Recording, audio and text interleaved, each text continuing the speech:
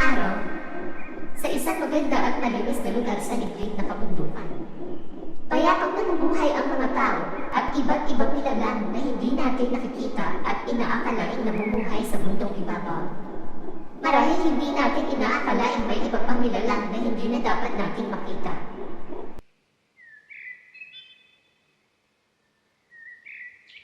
May mga magsasakang namumuhay sa paanan ng kabundukan. Masaya sila sa araw-araw nilang pamumuhay kahit nahihirapan makikita sa kanila ang saya at sigla sa kanilang lupa. Bagamat malayo sila sa kabihasnan, mayaman sila sa mga likas na yaman na makikita sa kabundukan.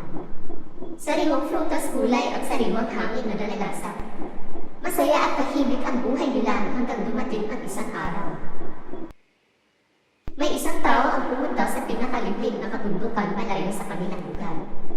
Marahil ay dala ito ng pagkainip o pagkakuryosidad na gusto niyang malaman sa ibang lugar hanggang sa may nakita siyang ditong hayop na mukhang pusa.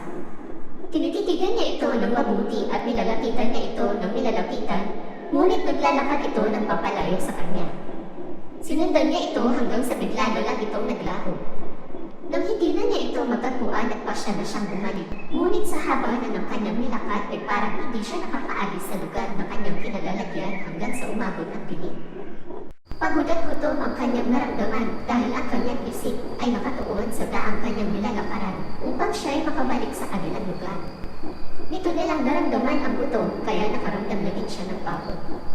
Panandalian siyang huminto upang magpahinga. Tinitingala niya din ang mga punong malapit sa kanya. Nagbabakasakaling makakita siya ng prutas at makakain. Hanggang sa nakarinig siya ng mahina at manipis na pagtawa. Pinagad na ito, ngunit wala siyang makita kahit inikot na niya ang kanyang tingin. Dahil sa wala siyang nakita, inisip na lang niya na marahil sa patnik at gutom kaya siya may naririnig at naisip na kakaibang bagay. At marahil din dito binaliwala na lang niya ito at nagpa siyang umanap ng matutulugan. Kinaumagahan, nagising siya sa ingay ng ibon at liwanag ng araw na tumama sa kanyang mukha. Tumayo siya tumingin sa lugar na kanyang kinalalagyan, ngunit labis siyang nagulat dahil nakikita na niya ang lugar kung saan siya nagmula. Pagdating niya sa kanilang lugar, labis siyang nagulat dahil pinagtitinginan siya ng mga taong kanyang nasasalubong.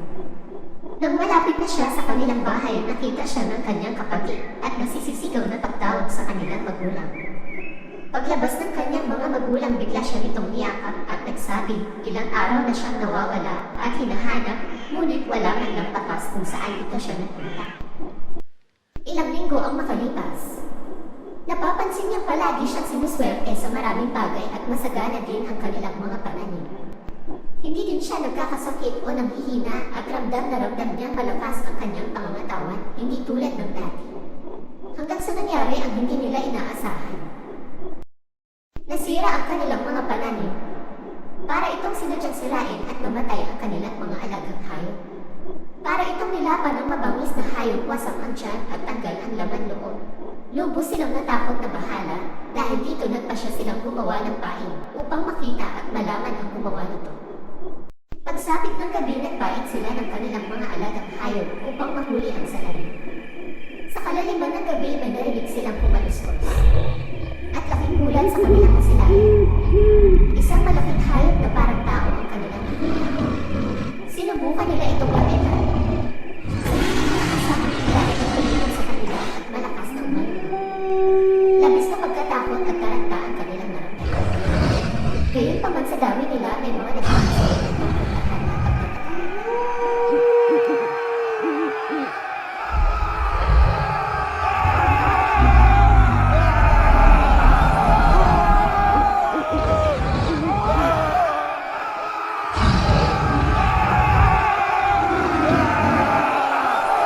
Kahit nag-iisa lamang ang halimaw, hindi nila ito pinakaya dahil hindi ito basta tinatablan ng kanilang salita.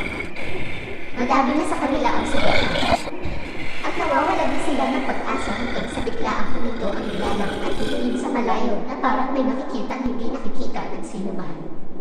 Panandali ang tumahimik ang kapaligiran nang biglang may tumawag parang pamilya sa isang taong naligaw sa gubat. Tandang-tanda niya ito ang kanyang narinig.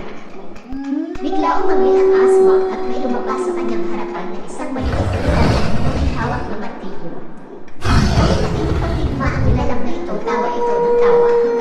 bigla na lang natumba ang halaman.